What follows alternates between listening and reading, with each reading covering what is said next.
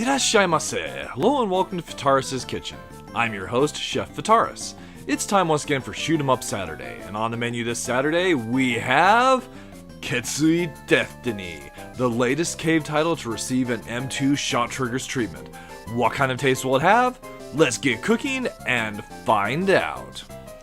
Originally released by Cave in arcades in 2002, Ketsui also would see a port to the Nintendo DS in 2008, though that was just a boss rush / score attack title, and would also be ported to the 360 and the PlayStation 3 in 2010 and 2013 respectively.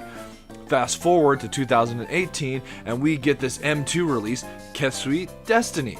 So what do we have here? Well, they have several awesome game modes added past the basic arcade mode that you would have had in the original version.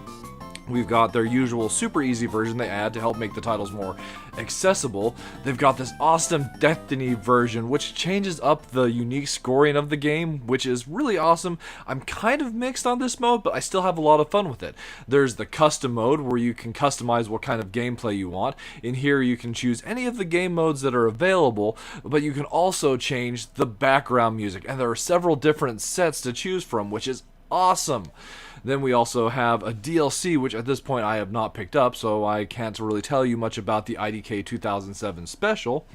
We also have arcade challenges, so in here you have the ability to go through and pick all these arcade challenges. As you go and play through them, you unlock additional challenges that you can keep on moving through. There's round 1, round 2, special round. So if you're looking to go and challenge yourself, this is a great way to do it, especially with some of the customizability you have in that. They'll give you the option to choose your difficulties and a couple other mode options when you start the game. But for our purposes today, I'll be showing the title off in super easy so I can explain what's going on with the game's unique mechanics. But as far as the soundtrack is concerned, let's go and change it up to the D Matsumoto range. And let's get cooking!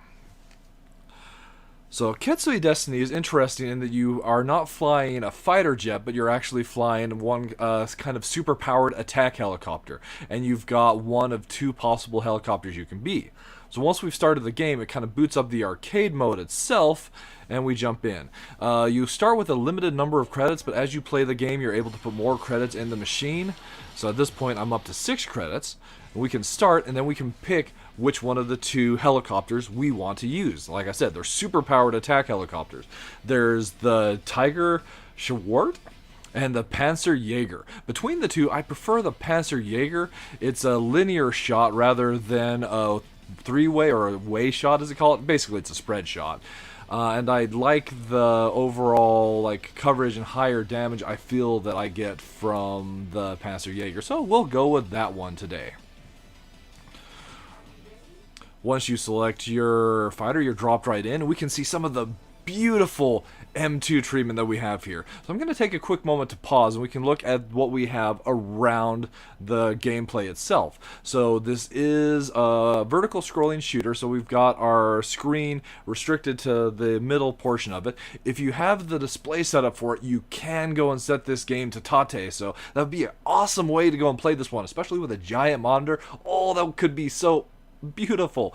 But what we have here as far as the M2 gadgets, as they're called, on the both sides of the screen, we have a whole bunch of extra information that M2 adds to their ports. And it's one of the things that I feel makes their ports so beautiful. Some of the information isn't really all that necessary, but it's great to go and have that detail. And sometimes it can really help figure out what's going on in the mechanics of the game.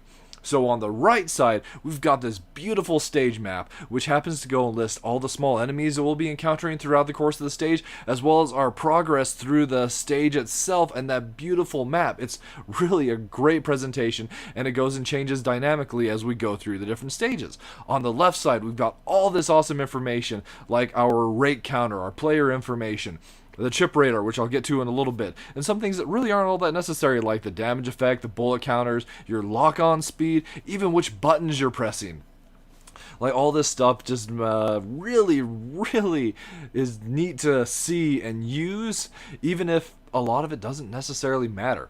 Diving back into the gameplay itself, So we've got typical cave gameplay where we have a shot button and a bomb button. I accidentally used a bomb right off the beginning. So if we go and just tap fire or use one of the auto fire buttons, unfortunately which there is one available, then we get our rapid fire shot. But if we hold down our main shot button, we get a beam attack, which unfortunately does not go the entire length of the stage, and then our options also have a lock-on. So they'll, depending on which fighter you have, the lock-on will be slower or faster, but you'll lock on to the enemies and be able to go and shoot them that way.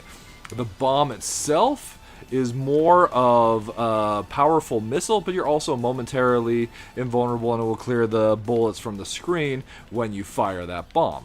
So we're already to our first sub-boss in the stage. You'll notice that the display on the right side changed to the boss as well as the boss's HP meter. There also is the HP meter on the screen itself at the top, but it's nice to go and have that particular set of numbers, knowing how much time we have left to go and fight the boss and exactly how much HP we have. So let's see if we can take this guy out. Alright, so you might have noticed that as I've been playing, I'm getting these square score items from the enemies as they defeat. Those are called chips, and they provide for a really unique and interesting scoring system in Ketsui. So the way that they work is the closer you are to the enemy, the larger the value of the chip you will receive. Starting at 1 from being farther away and going all the way up to 5. That little neat chip radar we have in the M2 gadgets on the left side of the screen indicates what our multiplier is. So the closer we are to the enemy, you'll see that that score goes up. The further back we are, the lower the score is. But in most normal situations, you only receive those chips if you're using the rapid fire version or the regular fire version of your shot, not the beam lock-on version. Unless, and here's where things start to get interesting. So the multiplier will, when you get a chip larger than 1, there'll be a counter next to it that will count down. It's like a 60, well, it's got 60 seconds, but it's basically a 1-second timer. And when that counts down to during that time, you can combo that particular chip's value until the timer runs out. So what I mean by that is, so say you get a 5, and then you can continue to get 5s from enemies no matter your distance from them, but there's a tricky way to do that.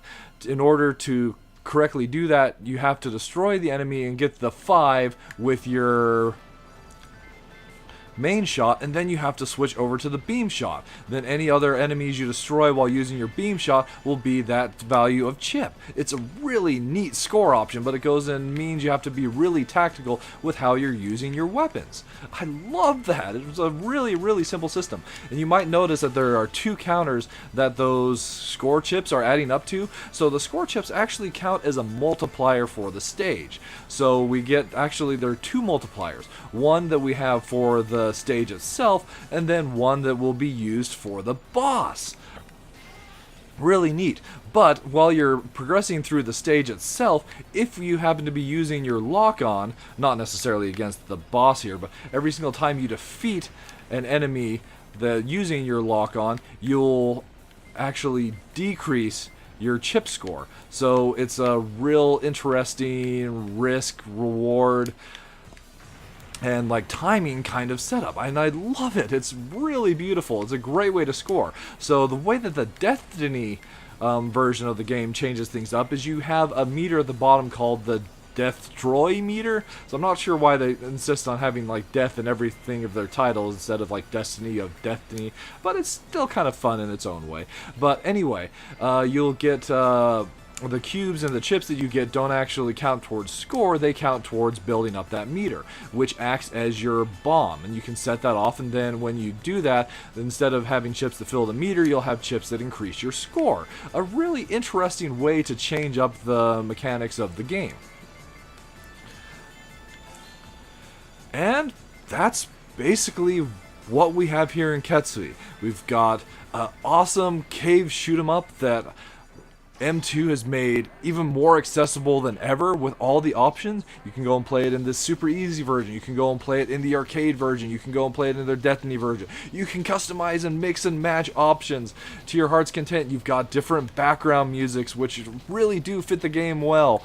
You've got all the extra gadgets and information. You have the ability to go and play this one Tate on a system like the PlayStation 4. The PlayStation 4 controller works great for it.